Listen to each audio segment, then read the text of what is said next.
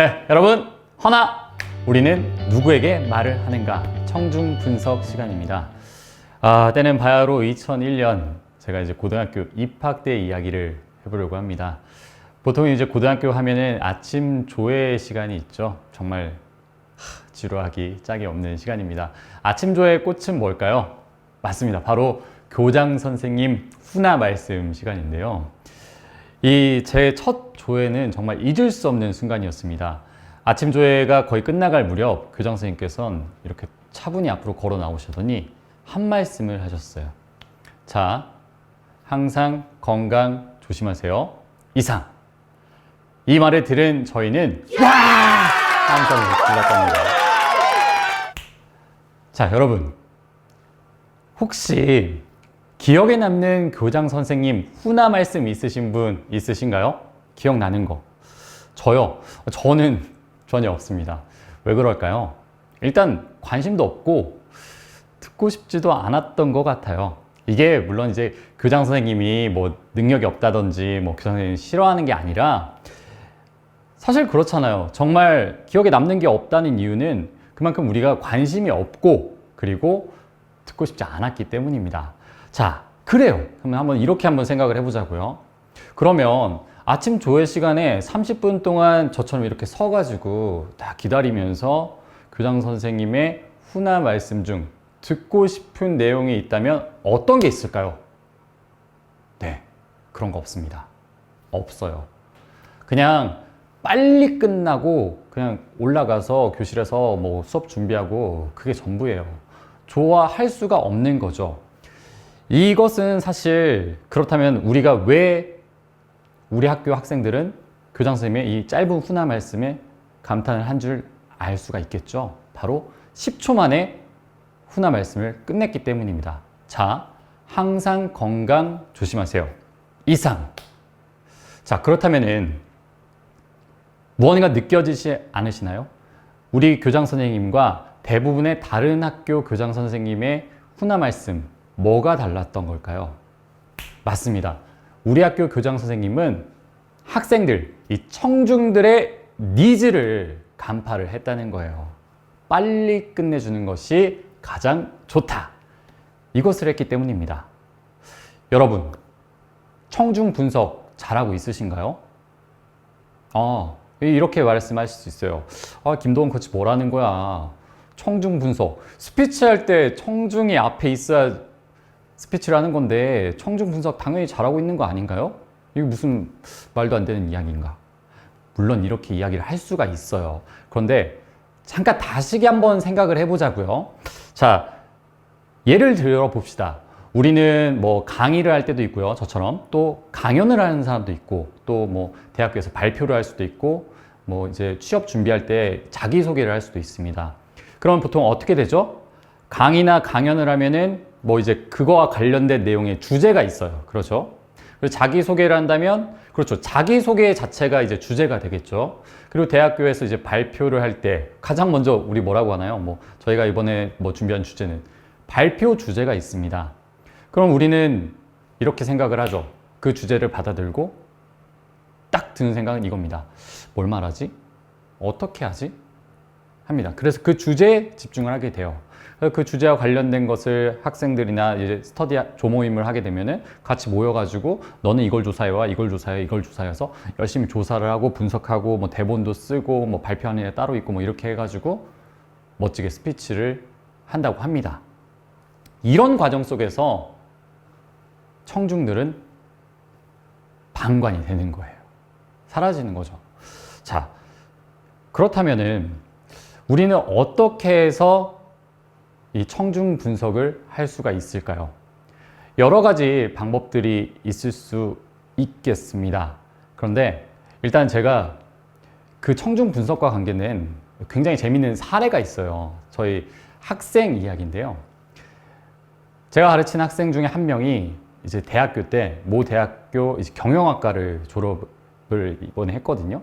그런데 이제 경영학과를 졸업을 하면서 각 전국 고등학교에 이제 그 과 입시 설명회를 가게 된 거예요. 그래서 굉장히 설레잖아요. 이렇게 고등학교 학생들 앞에서 이렇게 발표도 할 수 있는 기회를 얻게 되고 막 두근거렸대요. 그래서 정말 생전 안 들어가 봤던 뭐 학교 홈페이지도 들어가고 막 경영학과란 무엇인가, 뭐 경영학은 무엇인가 막 검색을 하고 몇 날 며칠 막 밤을 새가면서 준비를 했다고 합니다. 그런 후에 고등학교 딱 올라갔어요. 강당에 올라가서 이제 멋있게 이제 그동안 준비한 전문 지식들을 다 이렇게 설파를 했습니다. 어떻게 됐을 것 같습니까? 네, 결과는 정적만 흘렀다고 합니다. 심지어 정적이면 다행인데 그 저 건너편에서는 심지어 자고 있는 학생들까지 보였다고 해요. 아니 내가 몇 날 며칠을 밤샘 공부하고 준비를 했는데 너희들을 위해 준비를 했는데 심지어 수치스러웠다고 합니다. 근데 그걸로 끝이 아니었죠. 전국 각 고등학교를 여러 군데 갔다고 했잖아요. 그러니까 또 남은 거예요.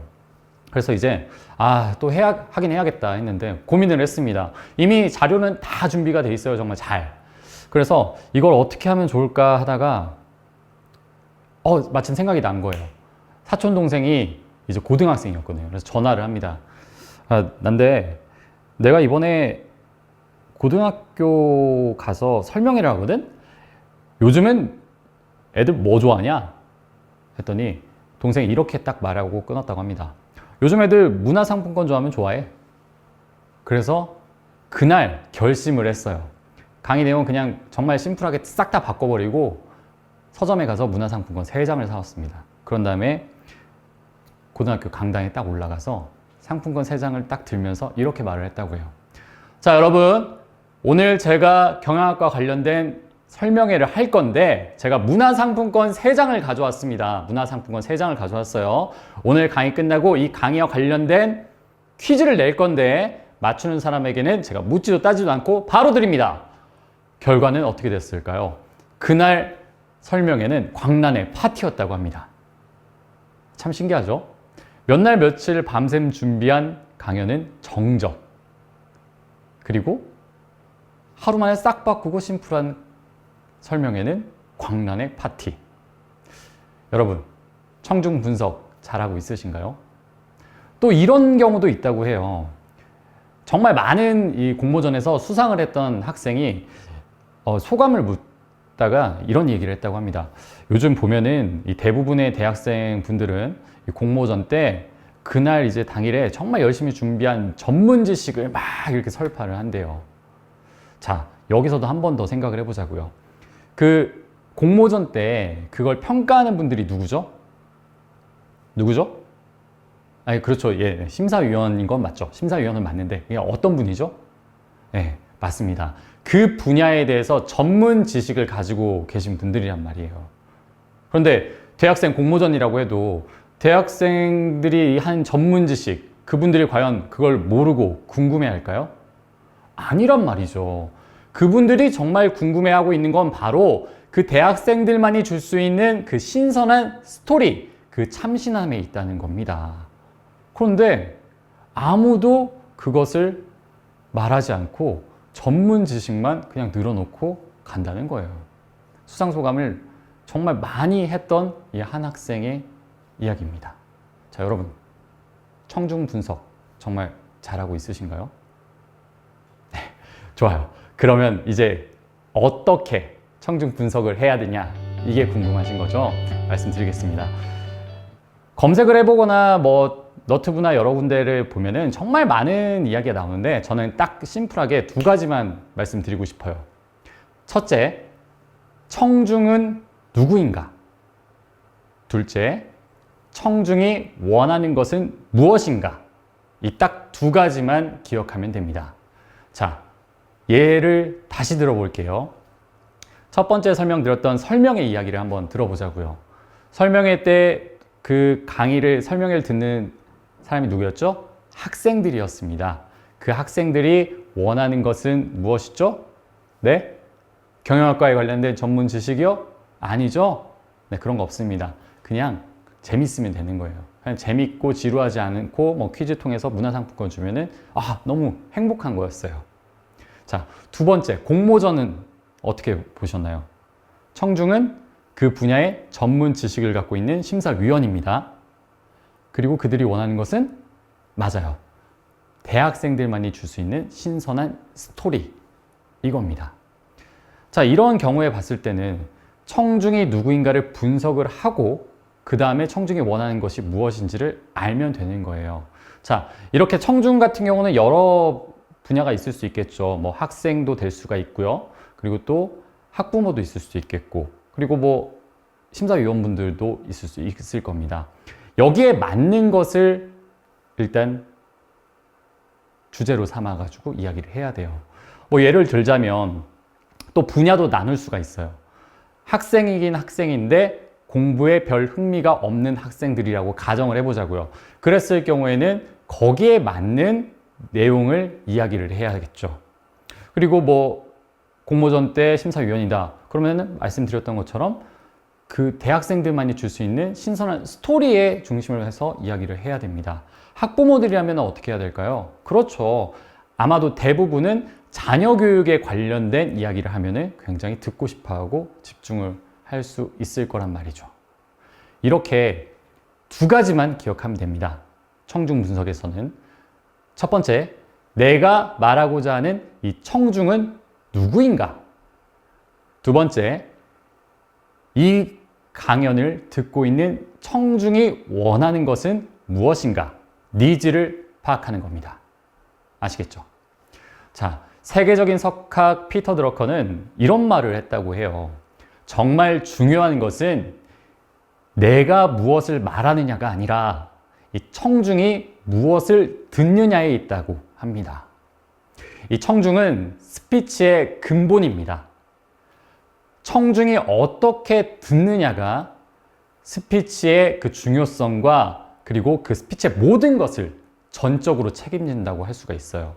말하는 사람이 아닌 듣는 이에게 집중하는 것부터 시작하는 겁니다. 청중 분석 잊지 마시길 바랍니다. 자, 오늘도 강의 듣느라 고생하셨어요. 오늘 미션 드려야죠. 오늘의 미션은 그렇죠. 이렇게 한번 해봅시다. 가상의 스피치를 한다고 한번 생각을 해보세요. 뭐 직장 다니신 분들은 뭐 직장으로 설정하셔도 좋고, 뭐 학생은 뭐 학교, 뭐 여러 가지 본인에 맞는 것을 설정하시고 청중이 누구인지를 한번 설정을 해보세요. 그리고 그 청중이 원하는 것은 무엇일까? 청중이 원하는 니즈에 대해서 분석을 하셔서 이렇게 한번 적어보세요. 그런 다음에 사진으로 찍어서 올려주시면 되겠습니다. 오늘도 고생했어요. 다음 강의에서 만나요. 안녕!